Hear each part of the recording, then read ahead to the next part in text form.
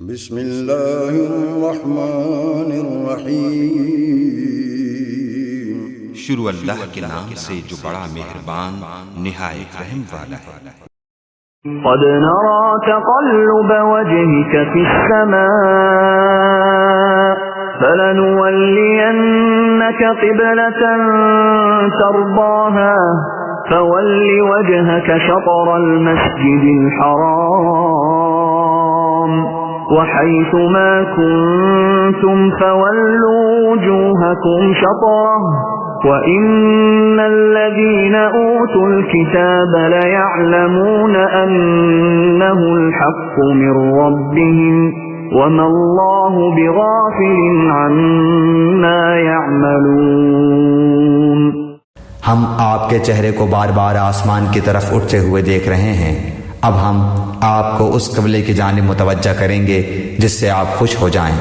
آپ اپنا منہ مسجد حرام کی طرف پھیر لیں اور آپ جہاں کہیں ہوں اپنا منہ اسی طرف پھیرا کریں۔ اہل کتاب کو اس بات کے اللہ کی طرف سے برحق ہونے کا قطعی علم ہے، اور اللہ تعالیٰ ان اعمال سے غافل نہیں جو یہ کرتے ہیں۔ مسجد حرام کی طرف رخ پھیر دو، اب جہاں کہیں تم ہو اسی کی طرف منہ کر کے نماز پڑھا کرو۔ یہ ہے وہ اصل حکم جو تحویل قبلہ کے بارے میں دیا گیا تھا۔ یہ حکم رجب یا شعبان 2 ہجری میں نازل ہوا۔ ابن سعد کی روایت ہے کہ نبی صلی اللہ علیہ وسلم بشر بن برا بن معرور کے ہاں دعوت پر گئے ہوئے تھے۔ وہاں ظہر کا وقت آ گیا اور آپ لوگوں کو نماز پڑھانے کھڑے ہوئے۔ 2 رکعتیں پڑھا چکے تھے کہ تیسری رکعت میں یکایک وحی کے ذریعے سے یہ آیت نازل ہوئی، اور اسی وقت آپ اور آپ کی اقتداء میں جماعت کے تمام لوگ بیت المقدس سے کعبے کے رخ پھر گئے۔ اس کے بعد مدینہ اور اطراف مدینہ میں اس کی عام منادی کی گئی۔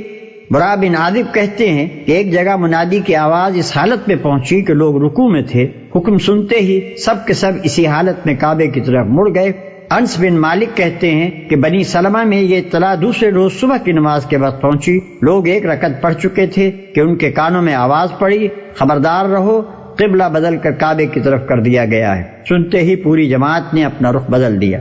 خیال رہے کہ بیت المقدس مدینے سے عین شمال میں ہے اور کعبہ بالکل جنوب میں۔ نماز باجماعت پڑھتے ہوئے قبلہ تبدیل کرنے میں لامحالہ امام کو چل کر مقتدیوں کے پیچھے آنا پڑا ہوگا، اور مقتدیوں کو صرف رخ ہی نہ بدلنا پڑا ہوگا بلکہ کچھ نہ کچھ انہیں بھی چل کر اپنی صفیں درست کرنی پڑی ہوں گی۔ چنانچہ بعض روایات میں یہی تفصیل مذکور بھی ہے۔ اور یہ جو فرمایا کہ ہم تمہارے منہ کا بار بار آسمان کی طرف اٹھنا دیکھ رہے ہیں، اور یہ کہ ہم اسی قبلے کی طرف تمہیں پھیرے دیتے ہیں جسے تم پسند کرتے ہو، اس سے صاف معلوم ہوتا ہے کہ تحویل قبلہ کا حکم آنے سے پہلے نبی صلی اللہ علیہ وسلم اس کے منتظر تھے۔ آپ خود یہ محسوس فرما رہے تھے کہ بنی اسرائیل کی امامت کا دور ختم ہو چکا ہے، اور اس کے ساتھ بیت المقدس کی مرکزیت بھی رخصت ہوئی۔ اب اصل مرکز ابراہیمی کی طرف رخ کرنے کا وقت آ گیا ہے۔ مسجد حرام کے معنی ہیں حرمت اور عزت والی مسجد۔ اس سے مراد وہ عبادت گاہ ہے جس کے وسط میں خانہ کعبہ واقع ہے۔ کعبے کی طرف رخ کرنے کا مطلب یہ نہیں ہے کہ آدمی خواہ دنیا کے کسی کونے میں ہو، اسے بالکل ناک کی سیدھ میں کعبے کی طرف رخ کرنا چاہیے۔ ظاہر ہے کہ ایسا کرنا ہر وقت ہر شخص کے لیے ہر جگہ مشکل ہے، اسی لیے کعبے کی طرف منہ کرنے کا حکم دیا گیا ہے، نہ کہ کعبے کی سیدھ میں۔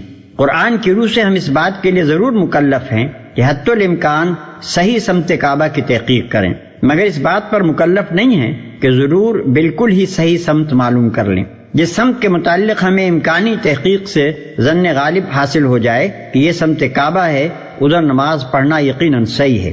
اور اگر کہیں آدمی کے لیے سمت قبلہ کی تحقیق مشکل ہو، یا وہ کسی ایسی حالت میں ہو کہ قبلے کی طرف اپنی سمت قائم نہ رکھ سکتا ہو، مثلا ریل یا کشتی میں، تو جس طرف اسے قبلے کا گمان ہو یا جس طرف رخ کرنا اس کے لیے ممکن ہو، اسی طرف وہ نماز پڑھ سکتا ہے۔ البتہ اگر دوران نماز میں صحیح سمت قبلہ معلوم ہو جائے یا صحیح سمت کی طرف نماز پڑھنا ممکن ہو جائے تو نماز کی حالت ہی میں اس طرف پھر جانا چاہیے۔